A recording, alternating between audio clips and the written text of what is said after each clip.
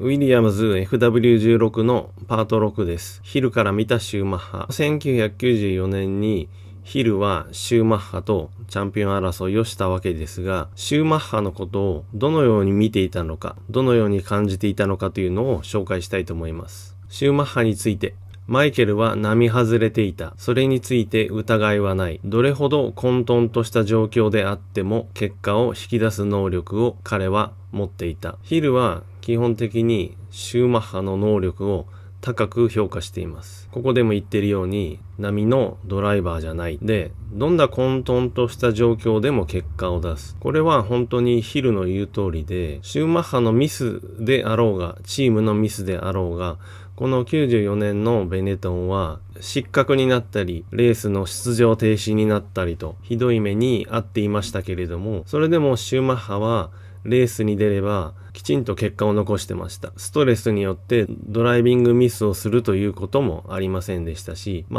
最終戦のヒルとの接触を除いて他のレースでレース中に誰かにぶつかるとか、そんなヘマをすることもありませんでした。ヒルが述べている評価は私も全く同じように感じます。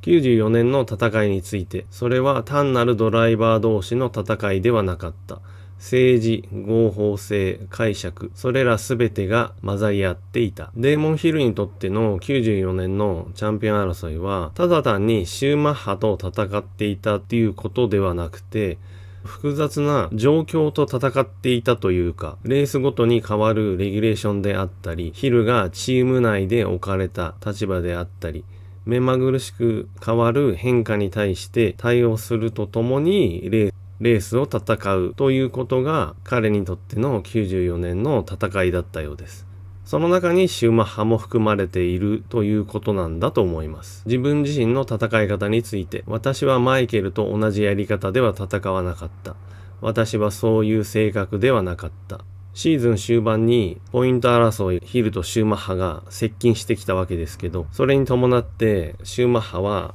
ヒルに対して攻撃を強めていきましたよね。だけどヒルはそれに応じてやり返すということはあまりしませんでした。そのことを言ってるんだと思います。おそらく甘かったのだろうが、勝ち方そのものにも意味があると信じていた。不利になると分かっていても、自分が正しいと思う範囲から外れないようにしていた。どちらのコメントも本当にデーモン・ヒルらしいコメントですね。彼の誠実さとフェアな勝負を挑む精神と言えばいいんでしょうか。だけど戦いという意味では甘かった面があるのかもしれない。そんなニュアンスも感じ取れますよね。だけど不利になると分かっていても自分が正しいと思う範囲から、要するに彼が考えるモラルというかルールから外れるような行動はしなかったってことですよね。それが私の本質だった。私は他の誰かになることはできなかった。ただ単に自分が有利になるから何でもやるという人ではないですよね。こういう言い方をすると、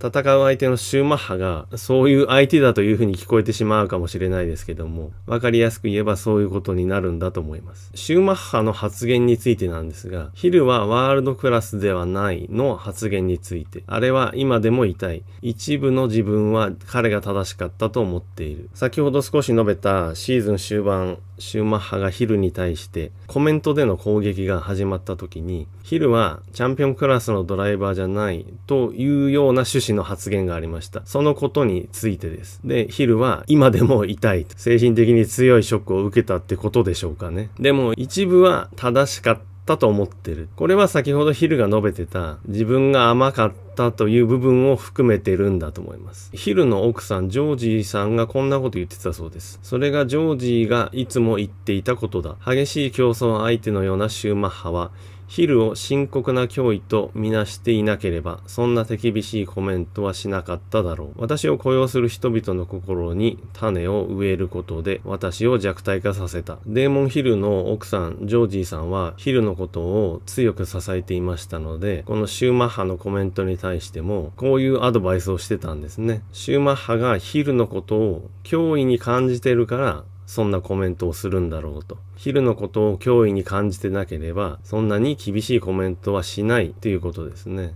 それはその通りだと思います。で、その下の私を雇用する人々の心に植え付けたと。このシューマッハの攻撃の狙いはヒル自身動揺させるっていうこともあるんでしょうけど、ヒルがチャンピオンクラスのドライバーじゃないっていうことを言うことによってヒルをサポートする人たちの気持ちも弱くさせるってことを狙ってたってことでしょうね。それによって私を弱体化させたって言ってますね。シューマッハからのプレッシャーも含めて、あらゆるストレスを抱えていたデーモン・ヒルですが、追い詰められた日本グランプリ、ここで勝たないとヒルはチャンピオンの権利がなくなるという状態だったと思うんですけど、雨の決勝レースでシューマッハに対して会心の勝利を収めます。このレースは私にとってはとても印象深くて、今まで見てきた F1 のレースの中で一番強く覚えてるのはっていうと、この94年の雨の日本グランプリです。この時のことについて、ヒルはこう語ってます。すべてのラップがシーズン全体の重みを背負っているように感じられた。アイルトンのことを考えていたのを覚えている。もし君が上で見ているなら本当に助けが欲しかった。やはりチャンピオン争いの瀬戸際ということで1年分のプレッシャーを感じていたっていうことでしょうね。追い詰められて、しかも難しい鈴鹿サーキット、さらに雨というコンディションで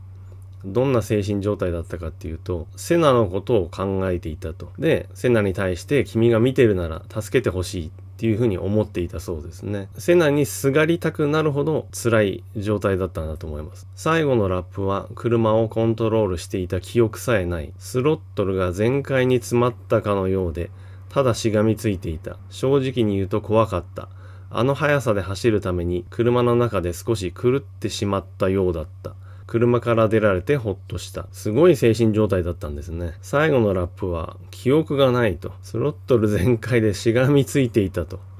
正直に言うと怖かった。車から出られてほっとした。レース終わって車から出てきた時はニコニコしてたので、こんなに追い詰められてるとはテレビでレースを見てた時には分からなかったですけどね。だけど冷静なデーモン・ヒルがこんだけ精神錯乱というかちょっと混乱状態になるようなレースだったんですね。だけどその状態でも結局はきちんと車をコントロールしてシューマッハに勝ったわけですから、本当にすごいと思います。そして次の最終戦でシューマッハに負けてチャンピオンを取れなかったわけなんですけども、その時のことをこう言ってます。私はチャンピオンシップを失ったとは思わなかった。アイルトンがチャンピオンシップを勝つはずだった。私はマイケルのチャンピオンシップ獲得を最善を尽くして阻止しようとした。非常に接近したが衝突した。デーモン・ヒルの思いとしては、セナがチャンピオンを取るはずだった。だけどセナがいなくなってしまって、シューマッハが取りそうな状況になった。そこで自分の責務としてチャンピオンを阻止しなくてはいけないという考えで走っていたんだと思います。だけど衝突してしまったと。勝てなかった。それが事実だ。1994年は自分がどんなドライバーなのか、そして何者にはなりたくなかったのかを教えてくれた。接触によってチャンピオンが決まっちゃったわけですけど、デーモン・ヒルは勝てなかった。それが事実だって言ってますね。そしてこの94年全体を通して、自分がどんなドライバーなのか、何者にはなりたくなかったのか分かった。っていうことですね。大変なプレッシャーを抱えてチャンピオン争いをして本当に苦しかったとは思うんですけど、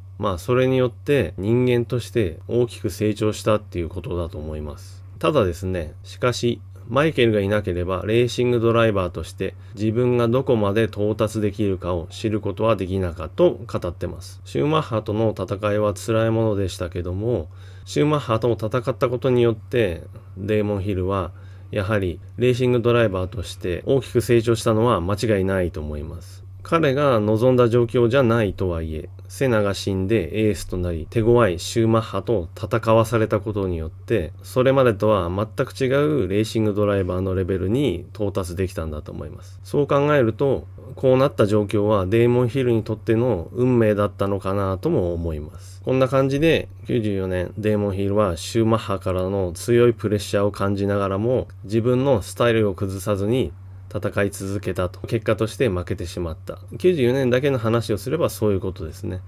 だけど彼との戦いによってこれまでにないレーシングドライバーになることができた。翌年以降もシューマッハと戦うわけですけど、それによってさらに成長できたっていうことですよね。はい。今回の動画はここまでになります。FW16 の動画も、今回で終わりかなと思います。車そのものを解説しているというよりも、この車に関わった人、そういった人たちの状況というか、彼らが何を考えてたのかっていうのをメインに今回のシリーズは特に紹介しました。次回以降の動画もそんな感じになると思います。ご視聴ありがとうございました。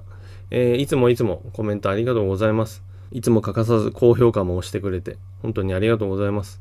チャンネル登録者も地道に増えてますので、今日たまたま12月31日ですけども、はい、来年も頑張りますので、はい、よろしくお願いします。